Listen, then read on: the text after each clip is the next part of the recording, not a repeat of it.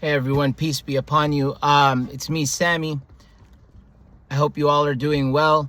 I wanted to clarify something. So yesterday I mentioned that Walde Yesus's text, Walde Yesus Ammar's text, Eritrea, root causes of war and refugees, that it was, I said something like it's more detailed, or tells us, it does tell us a lot about Eritrea. It tells us more about Eritrea or something like that. It does, but what I would like to say to clarify what I wanted to say, is that to clarify what I said is that his book focuses more on what is an Eritrean and what caused the revolution. That's what it was. So his book is what is an Eritrean, what caused the revolution, who were the factors, what were the factors involved, what groups were involved, what figures were involved, and the causes of war, what took place during the war, and what was the cause of refugees. That's what he basically talks about. So it was focused on that.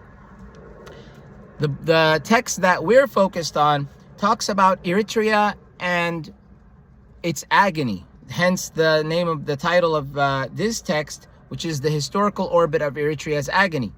So that's what Dr. Alemseged Abbay is speaking about. He speaks about Eritrea. He does talk about the history. He does not neglect the history. So we will be learning about Eritrea here. And we will be learning about Eritrea and what it went through. I learned a lot from this text, by the way. I learned a great deal. I mean, this text was a text that benefited me greatly, there were things in this text I didn't know about. That's the thing about reading. You read one text, you see one thing and one perspective, and then you read another text, you see something else and another perspective. So that was one thing. The second thing that I wanted to correct myself on something. So yesterday I said that, if you guys remember in the small introduction that I read, regarding how Eritreanness started, the sentiment of Eritreanness, and Eritrean nationalism, basically, Dr. Alemseged mentioned that it was Ethiopian chauvinism, Ethiopian cultural chauvinism that caused that. I said that it happened during the Italian period, when the Italians had were occupying Eritrea. So I think Alemseged was correct in what he said. It could be that, the people who were in Eritrea were unhappy with the Italians, collectively, or at least many of them. But I don't know. But I don't think they were really saying that we're Eritreans and we want out of this Italian occupation. I don't think that did not start until the situation with Ethiopia. There was no flag during the Italian occupation. There was no Eritrean flag. The blue flag was not there. What they call Malay was not there. There was no flag. That came later. And the Eritreanness, the whole that we're Eritreans, that didn't come until later either. And then don't forget that people were Unionists, and then slowly they all became Eritrea. This Eritreanist thing. It was all an Italian thing. So anyway, we talked. So the sentence that Dr. Alemseged mentions, he said, however, suffocation under Ethiopian political oppression and cultural chauvinism led them, meaning the Eritreans, to don a distinct counter-identity of Eritreanness. So that's what he said. That's correct. It was a response to the chauvinism that Ethiopia was pushing on the Eritreans. So the Ethiopians came with the chauvinism. The Eritreans responded with a nationalism. it was an artificial nationalism, to be honest with you, because there was no Eritrea. The Italians were the ones who made it the way it is. People behave as if Eritrea existed forever. It did not exist since the beginning of. They think that Eritrea existed since God created light and the heavens and the earth. That's not what happened. Did I have anything else to mention? That was all. So that's all I had to mention.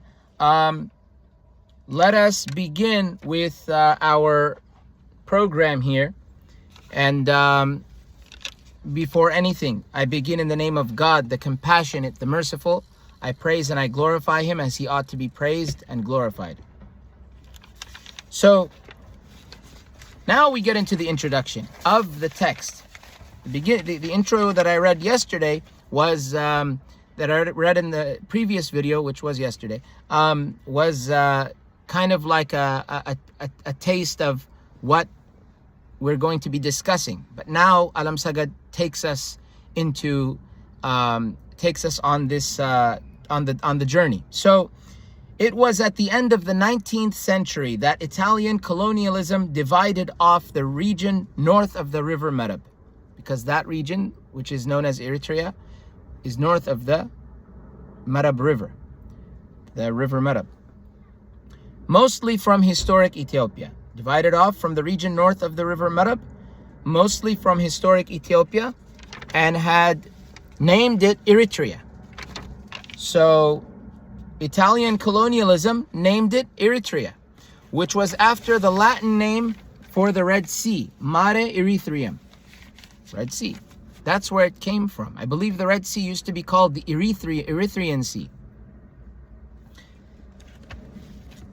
You know, this for people, including myself, to use this term Eritrea, this is promoting Italians.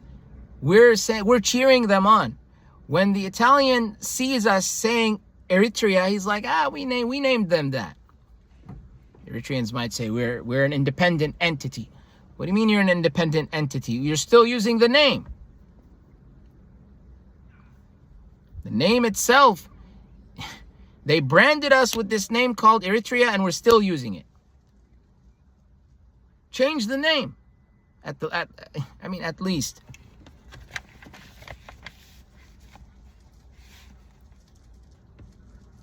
Since that fateful moment, the people of the region have been thrust into continual agonies under both European colonialism and oppressive Ethiopian rule.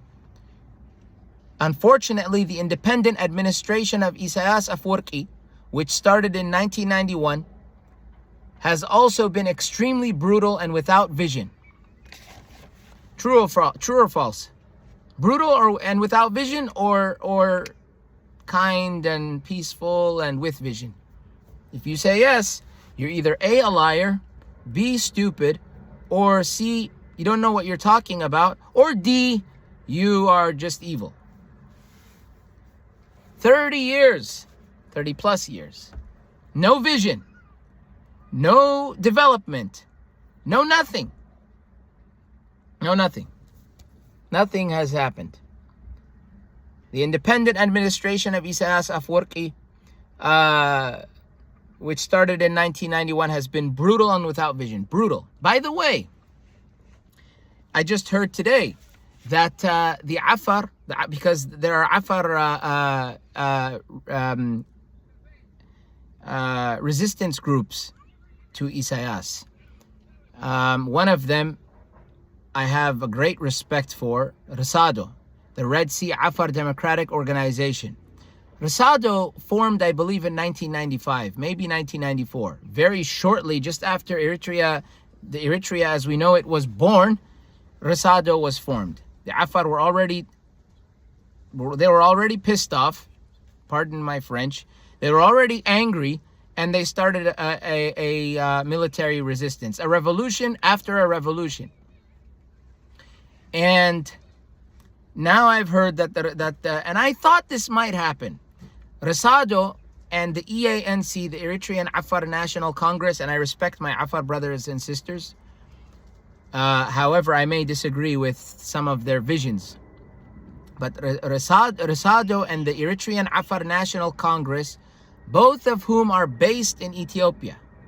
Ethiopia hosted them not just during this garbage Abiy Ahmed's group, but before that, during Mallas Zenawi's time. I don't know about EANC, but Resado for sure.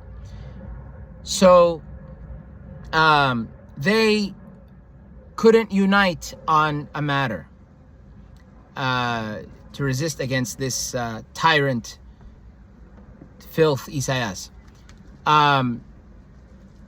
What happened is, according to what I've heard, is that Resado in their mission, if you go to their Facebook page, if you read their not just their Facebook page but their website, they mentioned that they are willing to basically fight up to secession. Up to secession. They straight up say we are willing to fight up to secession, meaning we're willing to leave this Eritrea place. Which honestly, I don't see why they wouldn't. They were better off before Eritrea. They had a sultanate, they had their own government, they had their own everything. I thought are same people, same religion, same culture, same everything, just different, maybe different geography perhaps. One has a sea, the other doesn't, etc. But Resado said that this is where they disagreed. Resado, I think last week, maybe before it, they mentioned that they mentioned secession. EANC, Eritrean Afar National Congress, felt that they're not ready for that. They're not ready to talk about that. They just want an autonomous state within Eritrea. To be honest with you, if the Eritrean president falls, Isaias, and Eritrea has the same freedom, if you will, as Ethiopia. When I say freedom, I mean the freedom to like fight back, and the freedom to move the way it did before, the freedom to do something. Because yesterday, remember when I mentioned, peace in Eritrea? Peace is because there's no war, because there's a dictator there. He'll grab you, he'll throw you somewhere, you won't be seen again. You may be seen, but nobody will know what happened to you. Living, dead, nobody knows. No one will know. So people just blue, as they say in Tigray, or in Tigray too, but in Tigray they say blue, and then in Tigranya blue. So they just be quiet, don't talk. So in Eritrea, Resado and them did not agree on that. So they're I don't know what's gonna happen, because Resado is planning to fight against Isaias, which they should. In any case, so has also been extremely brutal and without vision. Isaias's way, brutal, without vision. Secrecy and routine violations of human rights have earned the country the nickname of Africa's North Korea. This is true. It's known as Africa's North Korea. If you look it up, everyone knows Eritrea is Africa's North Korea. It's amazing. Dr. Alemseged included many sources. So, in any case, the source, by the way, for that is How the World Forgot Africa's North Korea, Eritrea, and What This Means for Migration. Gabriel Pogrund is the author, and it's found in New Statesman, September 9th, 2016. It's not just this gentleman who believes, Gabriel, who believes that Eritrea is Africa's North Korea, nor is it Alemseged Abbay, if he holds that belief, which I think he does. It's everyone. Everyone knows that Eritrea is Africa's North Korea. So it earned the country the nickname of Africa's North Korea. Significantly, limited natural and human resources have made Eritrea's independent life extremely turbulent. Far from enjoying its independence, for which they sacrificed so much for so long. This is true. 30 long years fighting. That's a lot of fighting, and that's a lot of blood. You're fighting with guns. Even if you're fighting with swords, it doesn't matter. We're not talking about I don't even want to joke about this. This is a war. You know what war means? Do you know what a bullet is? A bullet goes, I don't know how fast, but it's quick. And that's bullets flying everywhere for 30 years. People being killed, people hungry, people becoming refugees, everything. 30 long years fighting for independence just to earn itself a new tyrant. Far from enjoying its independence, for which they sacrificed so much for so long, Eritreans find their country so unlivable that they take unimaginable risks to leave it behind. Do they or do they not? True or false? I mentioned yesterday that I believe 1/3 of Eritrea's population is living abroad, if I'm not mistaken. 1/3. You know what 1/3 is? That's a lot. Go get a pie. Go get a pie that you can share with your family or friends. Don't eat it by yourself, too much sugar. And cut it into thirds. The 1/3, that's how many is living outside. I believe it's 1/3.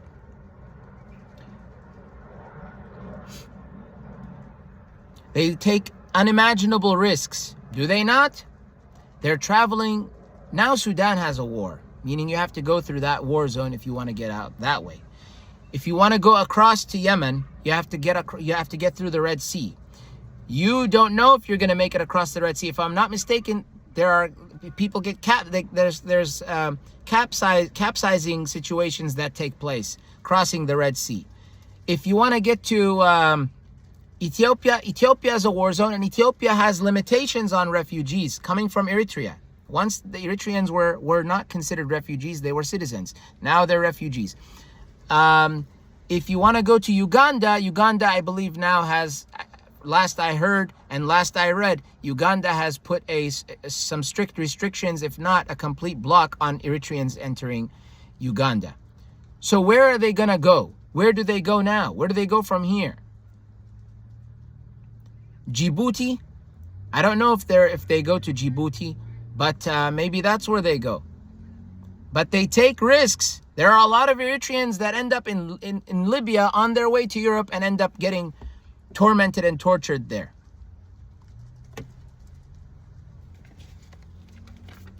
This channel was made to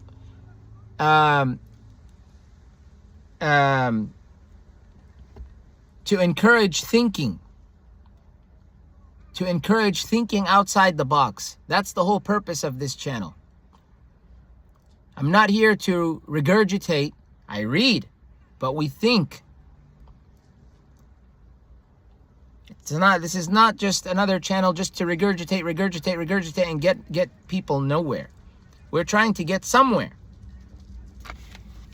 Peacefully. Although colonialism and oppression have led to a successful Eritrean nationalism, peace and prosperity have eluded the country. Peace and prosperity have eluded the country. There is no peace and prosperity. There is no peace and prosperity in Eritrea. Based on archival research, this paper, which is historical analysis of the agony that the Eritreans have endured for more than a century, shows that regardless of the legitimacy of grievances and irrespective of the price that is paid to redress them, nationalism does not necessarily have to lead to secession. Secession is not a panacea. I don't know how that word is pronounced. I did look it up in the past. I'm only a human. So, regardless of the legitimacy of your grievances, and irrespective of the price that is paid to address those grievances, to deal with those grievances, secession does not necessarily have to lead to secession, is Dr. Alemseged's argument. One might say, well, what makes Ethiopia so great? They're going through hell.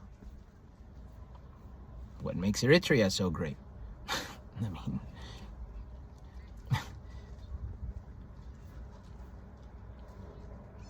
both of them are Eritreans seem to me like they would rather live in Ethiopia than live in Eritrea.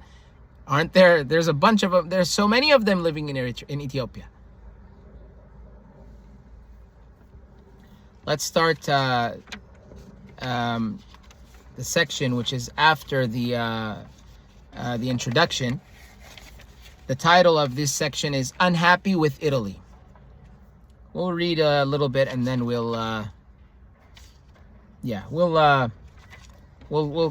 cover a little bit of this. So, and then we'll end this particular part of the series. So, unhappy with Italy. Eritreans harbored grievances against both Ethiopia and Italy. Immediately after taking power as Emperor of Ethiopia in 1889, Menelik signed the Wuchale Treaty with the Italians, who had supplied him with armaments at a time when he was just king of the central region of Shoa. So Menelik signed the Treaty of Wuchale. Wuchale, I think, is in Tigray. And with the Italians, who supplied him with arms at a time when he was just a king of the central region of Shoa. He was just a king of Shoa. Shoa, I believe, is in Oromia. I don't think it's in the Amhara region. I think it's in Oromia, the Oromo region. So to challenge he was at a time when he was just king of the central region of Shoa, to challenge their mortal foe, Emperor Johannes IV, who had been in power between 1872 and 1889. He willfully ceded the region north of the river Merab to Italy for monetary and military payoff. So he wanted to challenge his mortal enemy, Johannes IV, Menelik. So he made a deal with the Italians, because I believe Johannes was not on good terms. He was not on good terms with the Italians, and so Menelik made a deal with them, and that deal was, he willfully. I believe that deal. Yeah. So he basically, I believe, either during that deal. Why I say either is because when I'm not sure, I say either, or to the best of my understanding. I believe either during that in that treaty, Italy you get the land north of the river Merab, we get, you give us money and arms, money and weapons. Either that, or he did it after the treaty, but I believe it was during the treaty given the context. So meaning the treaty and entailed that. So Eritrea, what would become known as Eritrea, was sold for money and arms. It was just sold. Here you go. Thank you. Have a nice day. That's what happened. And so but for monetary and military payoff. Now Johannes IV, my view of Johannes, there's just one thing I wish he didn't do. One thing only. And that's that he didn't persecute Muslims. I would hope, and I think the Christians would agree with me on this. Orthodox Christians who like him, I wish he didn't do that. But because he killed Muslims, I cannot have any positive sympathy towards him. Similarly, if there was a ruler who killed Christians, I would not like him. I don't care who he is. I don't care if he's my brother or my mother or my father or the person, or if I'm an orphan and this person raised me. I don't care who the person is. I don't care. If you intentionally kill a human being, persecuting a human being, that goes for Orthodox Christians, meaning that if there was a Muslim ruler and he killed Orthodox Christians, or killed any Christian or any human being. But in our case, we have Orthodox Christians are the majority of the Christians. There are other groups too. I will not like you. Even if it's just one Christian. Just one. Unjustly. And you did not apologize. It was not an accident. You did not repent. None of that. Then I will not like you. If you're a Muslim, I say, Similarly, it's not just because I don't play this gang game where, oh, you hurt my own, so your group is bad. I don't play this gang savage behavior. No, it goes for everyone. I wish Johannes didn't do that. This is what he did, though, unfortunately. So the grudges that Eritreans had against Menelik for selling, there's a quotation mark, for selling them to the Italians in 1889 were sustained until 1941 by the racist Italian colonial policy. Don't forget, Italy was a racist. So any Eritrean out there who's speaking Italian and proud of it, it's okay that you speak Italian. It's okay that you learn languages. No problem with that. But if you have this Italianness that you hold on to, that's nothing to be proud of. Don't be proud that Italy was on your land, because Italy is the reason why you became what you are.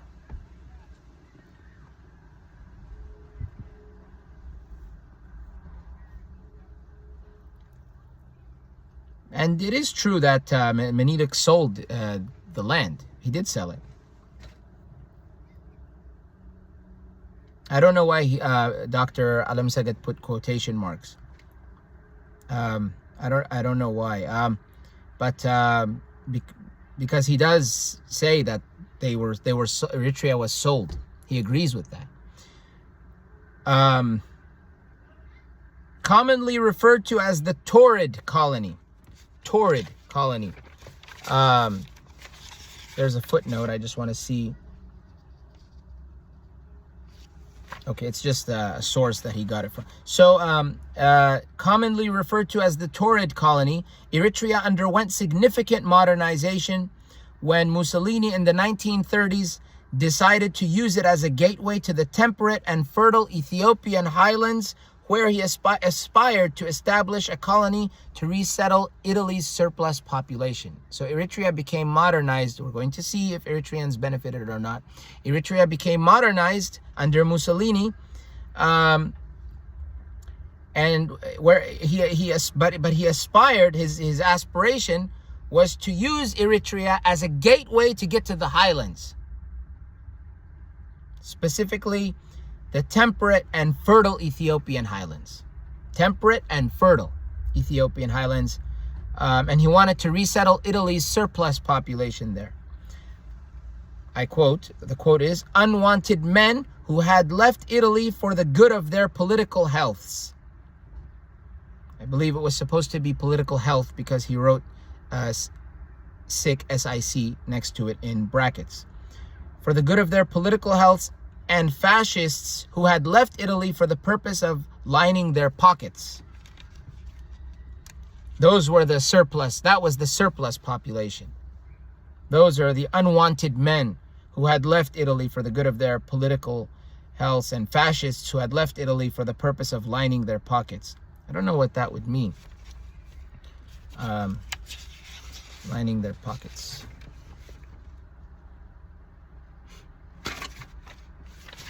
So that's what happened. Eritrea was only to be a gateway. It wasn't even supposed to be really where Mussolini anyway, where he really wanted the people to settle. He wanted to go after the highlands, this fertile place. The highlands are a beautiful place. It's green. The cover photo, the thumbnail that I'm using for this video is the highlands. Eritrean/Ethiopian highlands from the Eritrean side. Eritrean Ethiopian highlands, I mean, it's all who draws the borders? It's not us. In the process, the small village of Asmara was transformed into Picciola Roma, Little Rome, where around 75,000 Italians made their home. They made their home in Little Rome, thousands of miles from home, enjoying la dolce vita. La dolce vita is the good life, or maybe the sweet life, the good life. They were enjoying their lives in Asmara, where it became known as Little Rome at this time. 75,000 of them. That eluded them back in Italy. They didn't have it in Italy. What they got in Eritrea. Eritrea, that's what it is. Since Eritrea was not a self-supporting colony, La Dolce Vita, the good life, was maintained by enormous grants in aid from Italy. Slowly, the economy thrived with the appearance of small-scale industries which manufactured items that supplied local essentials such as buttons, matches, ropes, paper, porcelain, paint, perfumes, cigarettes, brushes, and motorcar batteries. Again, capital and know-how had to come from Italy because Eritrea was just, in brackets, one, and then it continues on without brackets, but with quotes, one of the world's less promising deserts, which Mussolini had decreed should blossom with at least an imported rose. With at least an imported rose. The capital and the know-how. The capital and the know-how had to come from Italy, not from the Eritreans. It had to come from Italy because Eritrea was just, in brackets, one, and then it continues without brackets, one of the world's less promising deserts which Mussolini had decreed should blossom with at least an imported rose. The source for that would be, I love how Dr. Alemseged challenges this, colonialism. The challenge is just, I love it. This is found in the British administration. Yes, British administration in Eritrea and Somalia, 1941 to 1943, by Gander Dower. That's the source of this quote. So Eritrea was just made to be a gateway, and it needed this important road. They don't teach us about this, and I'm going to end it shortly. So they don't teach us. They didn't teach us this when we were. Well, they didn't teach us this they didn't teach me this when I was a kid. I don't know if they teach their other kids, but they didn't teach us about Italy. They taught us. We heard more about Ethiopia, more than Italy. People who share the same tribes as we do, we heard more about that nation. We didn't hear about this foreign snake. It's a foreign snake. It's a foreign devil. Italy was a foreign devil that came and did the worst of things. They didn't talk to us about that. They talked to us about Ethiopia. They vilified Ethiopia, to the point where now Eritreans don't want to be considered Ethiopian in any way, shape, or form. No way, shape, or form. Don't use this term around me. Many of them. The older ones, like people like my grandfather and my grandmother, they don't really take it seriously. It's like, whatever. Their problem was with oppression. Their problem was not with Ethiopian entity. Now they've made it. The nationalism has become so severe that it has led to hatred. I didn't know that in Islam and Orthodox Christianity we're taught to hate people. Or we're taught to hate places, even. Maybe they don't hate the people, but places. Anyway, we'll end it there. Next next video I'll make shorter. I'll probably keep them to about 20 minutes, and we will continue there. As you can see, Eritrea, we saw what it fell into, what it was under. But Alemseged will take us through this journey, which is an excellent journey, and I think, and I'm happy to have gotten to this. Well, De Jesus's text talks about the revolution. Important information, no doubt. No doubt. This has information that I think we need to be reminded of now. Some people dwell on the revolution. Okay, but let's see what's happening now. Well, what is Eritrea? Hold on. Let's remind ourselves. Let's go back. Anyways, I hope you all do well. Until next time and after next time. Be well. Keep safe. I will see you on the next part of this series. Peace be with you.